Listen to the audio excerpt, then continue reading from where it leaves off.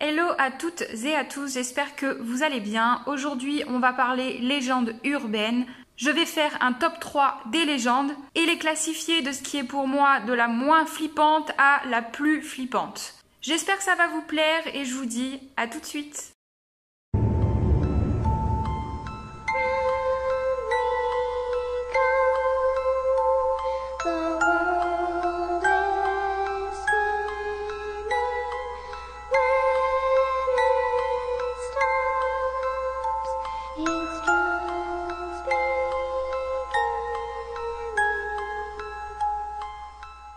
Numéro 3.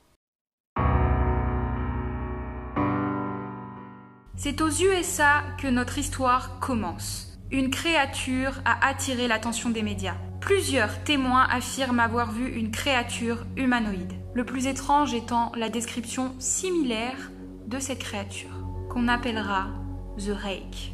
On dit de lui quelque chose de pâle, de grand, ayant de grands yeux qui réfléchissent dans le noir. Plusieurs témoins affirment l'avoir rencontré le soir au pied de leur lit. Les témoignages sont identiques, ils t'espionneraient la nuit lorsque tu dors et s'entameraient alors une guerre psychologique avec sa victime, poussant même certains au suicide. Sinon, ils s'en prendraient à un membre de la famille jusqu'à qu'une personne décède. Puis, ils s'en iraient.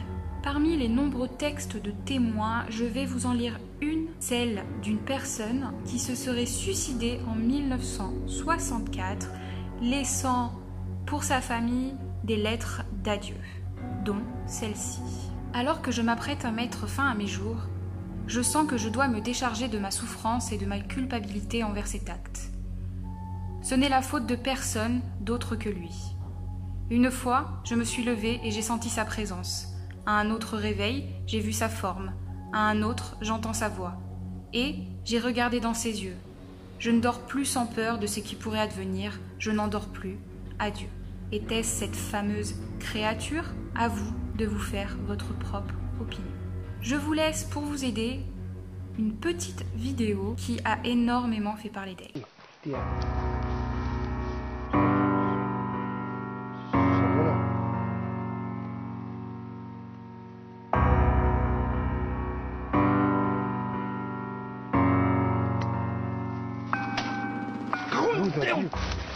Malgré tout, on sait que la légende de The Rake est née d'un creepypasta et beaucoup pensent alors que c'est du fake. À vous d'en juger. Histoire numéro 2.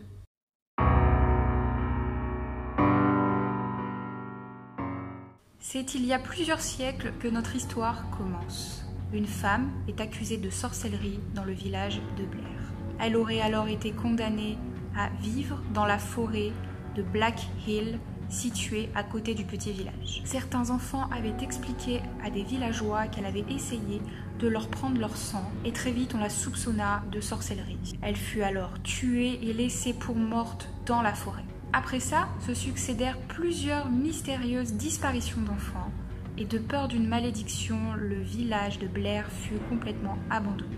Quelques années après, un homme du nom de Henry Burkitt trouva la ville laissée à l'abandon et lui rendit vie sous le nom de Burkittsville.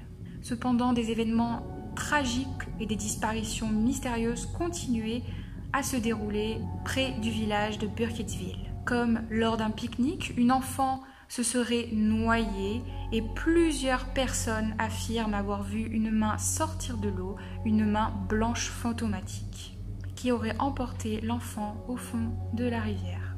La légende fut mondialement connue lorsqu'en 1999, le film Le Projet Blair Witch fit son apparition. C'était un film qui paraissait si réel qu'on pouvait s'y tromper. C'est l'histoire de 3 étudiants de cinéma qui décident d'aller tourner un documentaire dans la forêt de Black Hill. Pendant tout le film, on voit un petit peu leur expédition et tout ce qui leur arrive, malheureusement. Plus tard, on retrouvera leur caméra, mais les 3 jeunes personnes seront toujours portées disparues. Quand le film est sorti, ce fit un gros boom, puisque c'était filmé avec une caméra, donc comme je vous dis, on s'y trompait vraiment, on avait vraiment l'impression que c'était réel. Bien qu'aujourd'hui on sache que c'était une fiction, il s'est bel et bien inspiré de la légende de la sorcière de Blair. Alors, mythe ou réalité?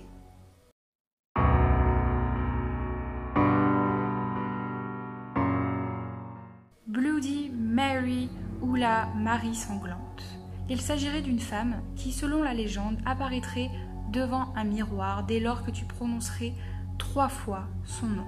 Il suffirait donc de se mettre dans l'obscurité face à un miroir et de répéter à 3 reprises Bloody Mary. On y verrait alors une femme vêtue d'une robe blanche ensanglantée apparaître face à toi. La légende de Bloody Mary est très mystérieuse puisqu'il y a de nombreuses variantes dans plusieurs pays. Parmi elles, celle qui dit que l'apparition n'est autre que l'esprit de Marie Tudor, ancienne reine d'Angleterre. Elle était connue pour sa violence, ce qui lui vaudra à cette époque-là le nom de la Marie sanglante. Alors, qui voudrait tenter l'expérience? Oui, on doit dire tout fort Bloody Mary, trop fort. Ok, bon, j'éteins alors. Prête. Bloody Mary. Bloody Mary. Bloody Mary. J'ai peur. Cathy! Arrête! Pardon. C'est pas drôle. Voilà, j'espère que ce format assez court de vidéo vous aura plu. N'hésitez pas à me dire ce que vous en avez pensé dans les commentaires. Et je vous invite à soit vous abonner, à au moins me lâcher un petit like sur ma vidéo. Autre petit point que je voulais voir avec vous avant de vous laisser. J'ai parlé là très récemment sur les réseaux que je voulais faire un espèce de site internet, je vous mettrai le lien dès que je l'aurai créé, où vous pourrez faire, comme dans un forum, raconter vos histoires paranormales à la fin de chaque semaine. Je pense en prendre quelques-unes et puis faire une vidéo en racontant un petit peu vos histoires à vous. Voilà, donc si ça vous intéresse, n'hésitez pas aussi à me le dire dans les commentaires. J'espère que tous ces projets-là vont vous plaire et puis je vous dis donc à très vite.